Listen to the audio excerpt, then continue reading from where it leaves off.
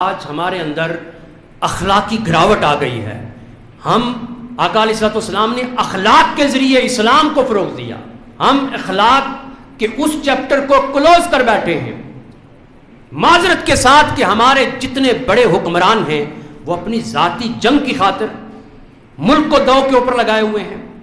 اور ان کا اپنا کردار کیا ہے کہ وہ اپنی کرسی بچانے کی خاطر زبان کس طرح کی استعمال کرتے ہیں، اور پھر یہ سلسلہ آگے بڑھتا ہوا جو جس جماعت کا جس قیادت کا کو فالو کرتا ہے اس کی زبان ویسی ہو جاتی ہے، اس کا اخلاق ویسے ہو جاتا ہے،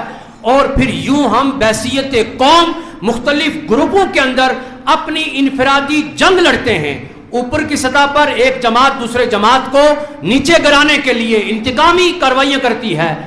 پچھلی کئی دہائیوں سے ہم یہ دیکھ رہے ہیں، پکڑ دکڑ ایک کی ہو رہی ہے، اس کو اندر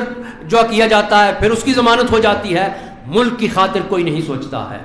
عوام کس قدر پسی جا رہی ہے اس کے لیے کوئی نہیں سوچتا ہے۔ آج اگر پھر سے ہم نے قوم بننا ہے، اور کسی نے کیا خوب کہا تھا کہ قائد اعظم محمد علی جناح رحمت اللہ تعالی علیہ نے ہمیں ملک دیا اور اس وقت ملک بن گیا، اور ایک قوم تھی کہ جس نے ملک بنا لیا۔ آج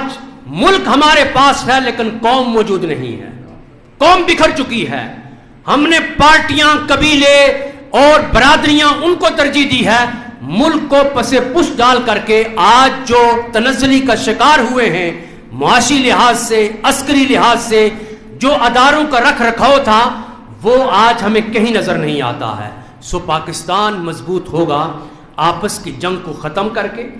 پاکستان مضبوط ہوگا کہ جب ہم اداروں کی عزت کریں گے۔ اگر مسلح افواج پاکستان ہے تو پاکستان قائم ہے، اگر ہماری عدالتیں صحیح طریقے سے فیصلہ کرتی ہیں، قائم ہے، تو پاکستان قائم ہے۔ اگر ادارے محفوظ نہیں ہیں اور ہم اپنی ذاتیات کے لیے اداروں پر حملے کرتے ہیں تو پھر پاکستان کے وجود کو خطرہ ہے اندرونی سطح پر۔